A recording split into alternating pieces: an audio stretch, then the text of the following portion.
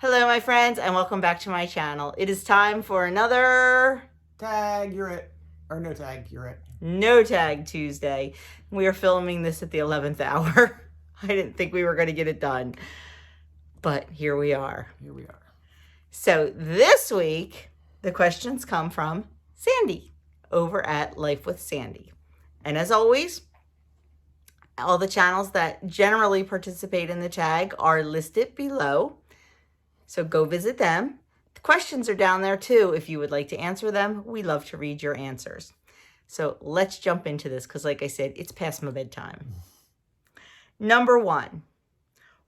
Oh, I'm sorry. This is the family tag. All about family. Number one. Which family member is the best cook? Which family member is the worst cook? But they try. Well, that's easy. She's definitely the best cook. In our immediate family, I am the best cook, yes. Adam is probably second, with Andrew a close third. Guess that makes me last. But he tries. I try. He makes a mean, what? Cheeseburger pie? Cheeseburger pie. Hey, my omelets aren't bad either. Okay. No, he's very good at the grill. He doesn't love to cook, so he doesn't do it. Stop shaking the tripod. As far as like extended family, I still say you're the best. I'm still the best. I think so. We don't have any really bad cooks in our family. We really don't. Yeah. Everybody's good. Number two, what is your favorite story about your grandparents? Let me go first. Go ahead. Actually, I'm going to tell a story about my great-grandparents.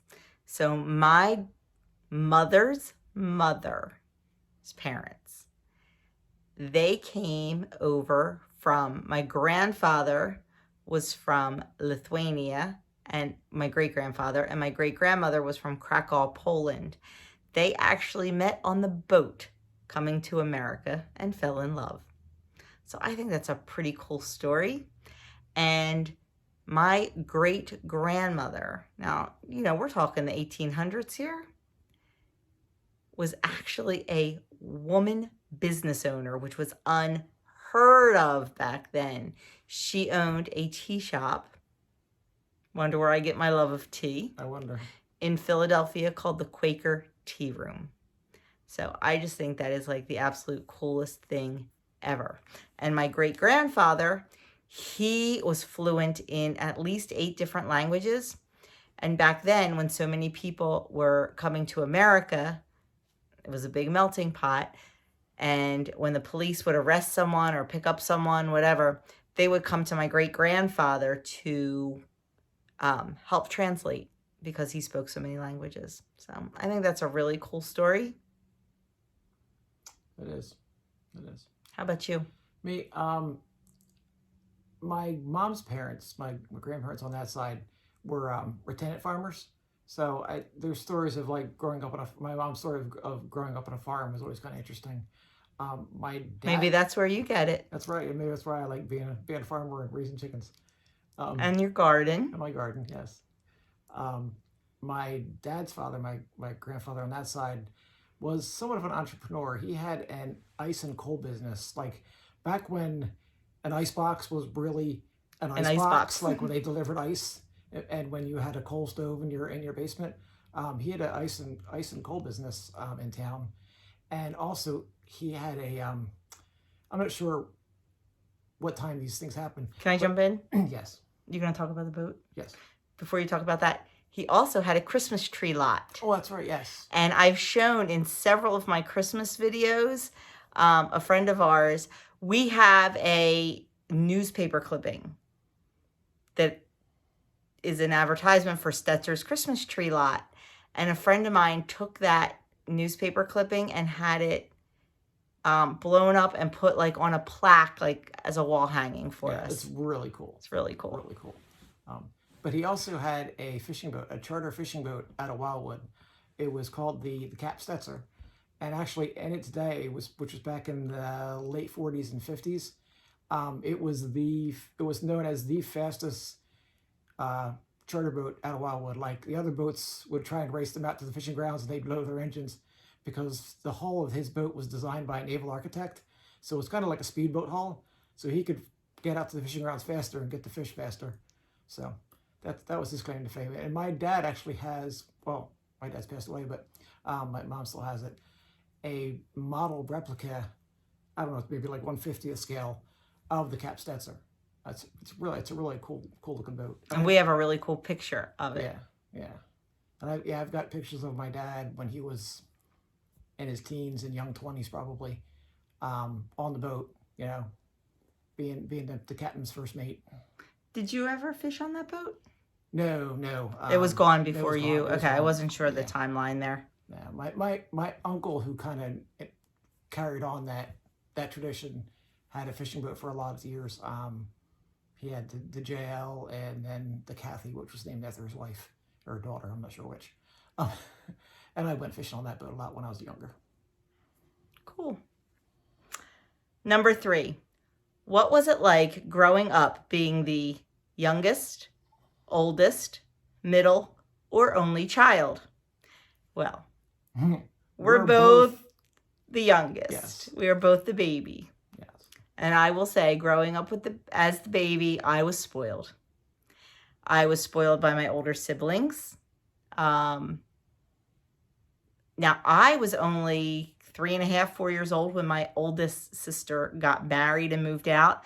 I don't even remember her living in the house.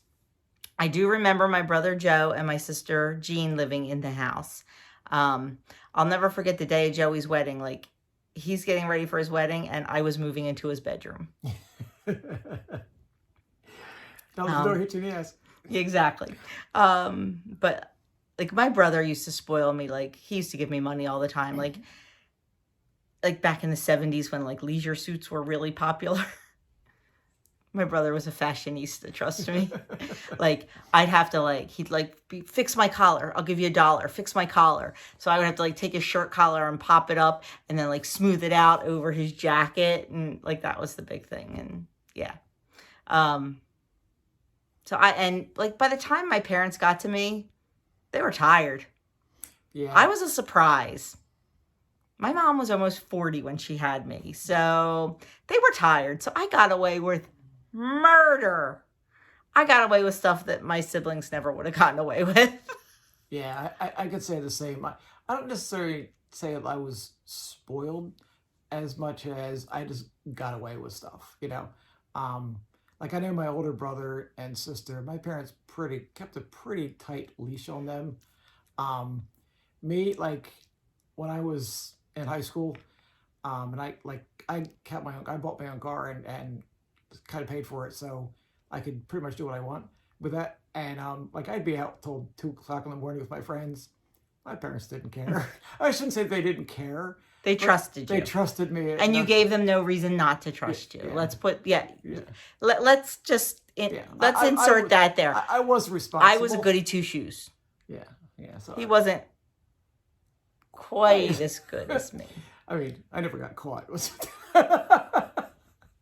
But yeah, I mean, they let my leash a lot. Yeah, well, the loose. Yeah. But my oldest brother, him and I did some fun trips when I was younger. So, but yeah, I was definitely easier being the youngest. But honestly, like I said, we were both good kids. Yeah. I mean, there was no reason not to trust us. Yeah. So, number 4. What TV family reminds you of your family?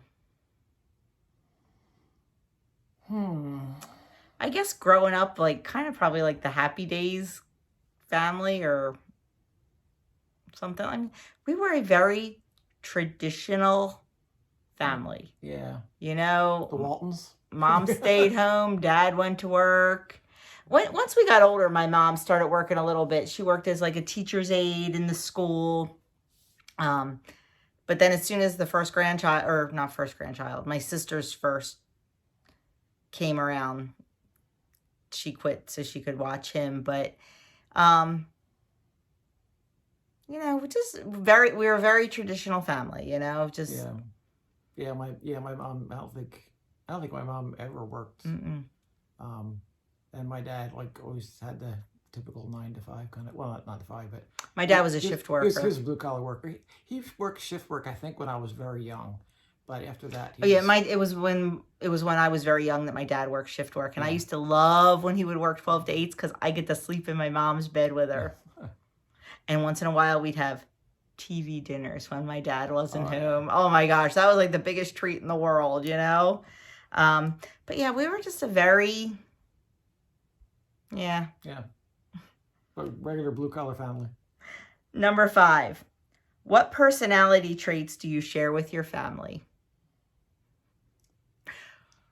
They're loud and very close-knit, on top of each other, like talk to your sibling every day kind of thing. A little less now that my mom's gone, but we're loud. Easter. Yeah, surprised the windows didn't break. We're loud. We are a very loud family. Yes, we are. But it's a fun loud. Oh, it's a fun loud. Yeah. It's a fun loud. It's not screaming at each other loud. No, it's a fun loud. We have. And to the opposite. Yeah, my family is very quiet and reserved for the most part. I mean, when we get together. You're still quiet and reserved. Yeah. Yeah. But, It's not like my. No. You saw my Easter vlog when we were playing LCR. Oh, my goodness. Yeah. And I didn't even record the loud parts. Because, But his family. I mean, and that's how we are. Like, I'm a crazy woman. Yeah. I'm loud. I'm passionate. And he's like, He's chill. I'm chill. He's chill. As crazy as I am, he's that chill. So, that's definitely our family personalities. Number 6. How did your parents/grandparents meet? Well, I told you how my great-grandparents met. I have no idea how my grandparents met, honestly. I'll have to see if I can find that out from someone. My parents were high school sweethearts. They met in high school. Now that I think about it, I first I didn't know the answer to this question. I think my parents met at a roller rink. At Delwood.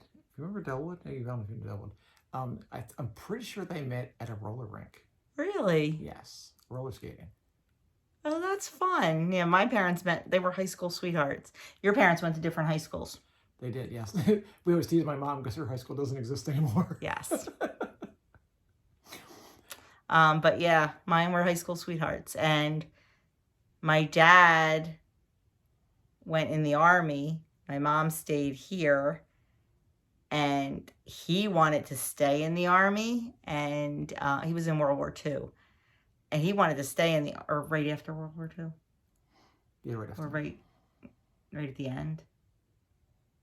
I don't know.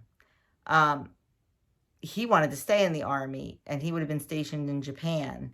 And, he tried to convince my mom, like, you will be treated like a queen over there, blah, blah, blah. She's like, heck to the no. So he got out of the Army, and they got married. So, yes, high school sweethearts, just like us. Yeah. And I talked so long that the phone went to sleep. That's where the questions are. Number 7. What is your favorite childhood memory with family? A vacation, a holiday, a birthday, etc.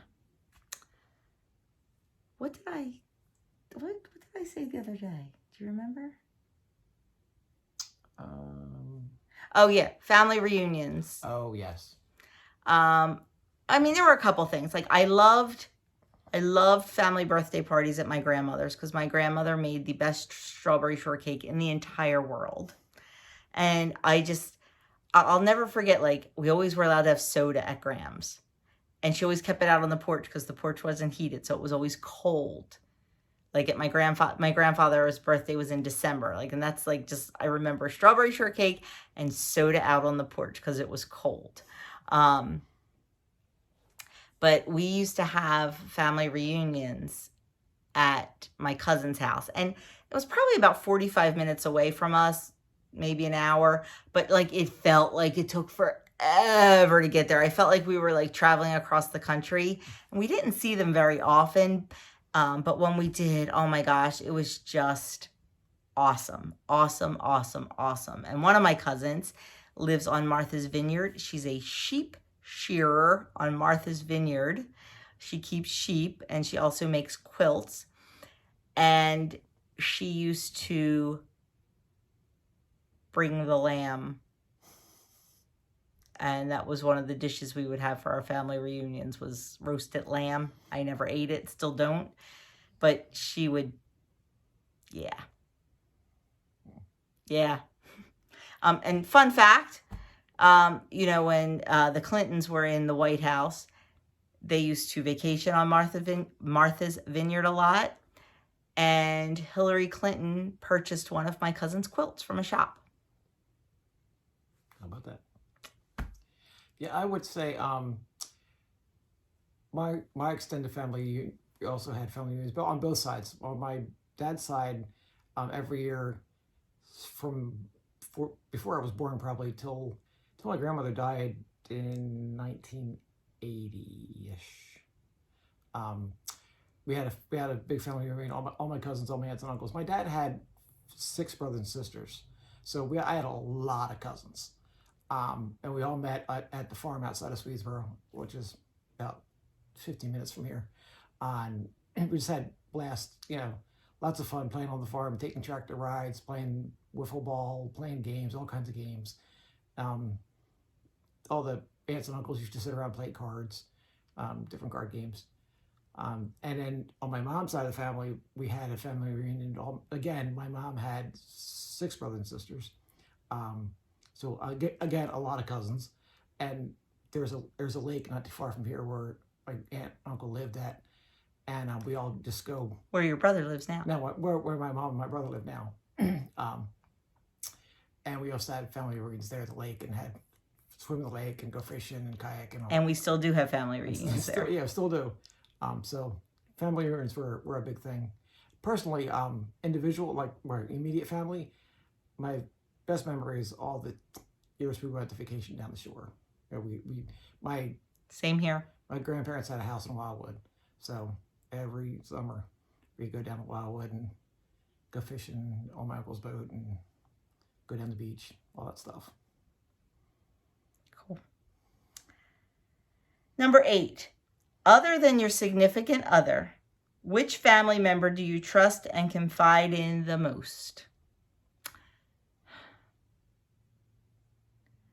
I would have to say it's kind of a tie probably between my sister, but I think probably my niece Stacy. You guys have met her in different vlogs and stuff, but Stacy and I are only 4 years apart.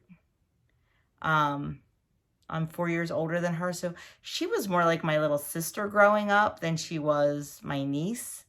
So I would definitely say, and to this day, you know, something great happens, Stacy's the first person I call.